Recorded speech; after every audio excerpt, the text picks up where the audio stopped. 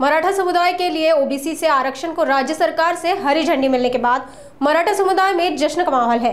इस मौके पर मराठा समुदाय ने राज्य सरकार के फैसले का स्वागत करते हुए नांदेड़ में जश्न मनाया। मराठा समुदाय के लिए ओबीसी से आरक्षण की मनोज जरांगे पाटिल की मांग को राज्य सरकार द्वारा स्वीकार किए जाने के बाद नांदेड़ में छत्रपति शिवाजी महाराज की प्रतिमा के सामने जश्न मनाया गया। मुंबई से लौटे प्रदर्शनकारी ढोल नगाड़ों के साथ छत्रपति शिवाजी महाराज की प्रतिमा के सामने इकट्ठा हुए। इस मौके पर जरांगे पाटिल के समर्थन में जमकर नारेबाजी की गई।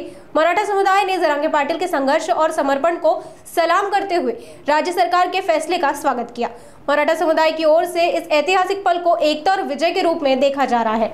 मराठाचा 28 आदरणीय मराठा जरांगे पाटील यांच्या माध्यमातून गेल्या अनेक वर्षांपासून मराठा समाजाचा लढा प्रलंबित होता, परंतु आदरणीय मनोज जरांगे पाटीलच्या माध्यमातून त्यांनी मराठा समाजाला एक मोठ्या प्रकारचा निर्णय देऊन न्याय दिला आहे।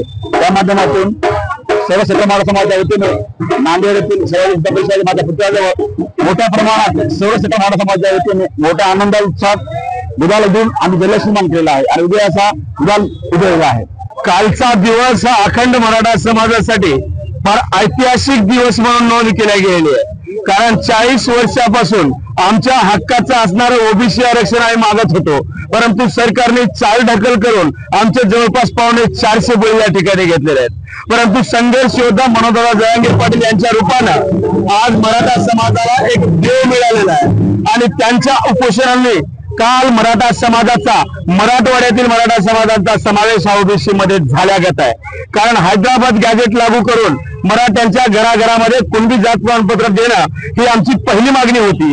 ती शासनाने तात्काळ मागणी करून मान्य करून तात्काळ GR सुद्धा काढलेला आहे। आमची दुसरी मागणी होती की हैदराबादसह सातारा गव्हर्नमेंटचं गॅजेट सुद्धा तुम्ही लागू करावं, पण सरकारने 1 महिन्याचा कालावधी त्या ठिकाणी मागून घेतला आणि मराठ्यांनी मुदळ मनाने 1 महिन्याचा कालावधी त्यांना दिला। आंतरवालीसह महाराष्ट्रातील तमाम मराठा बांधवांवर जे खोटे गुन्हे दाखल झालेत ते तात्काळ गुन्हे मागे घेण्याची प्रक्रिया येत्या 8 दिवसामध्ये शासन पार पाडणार आहे।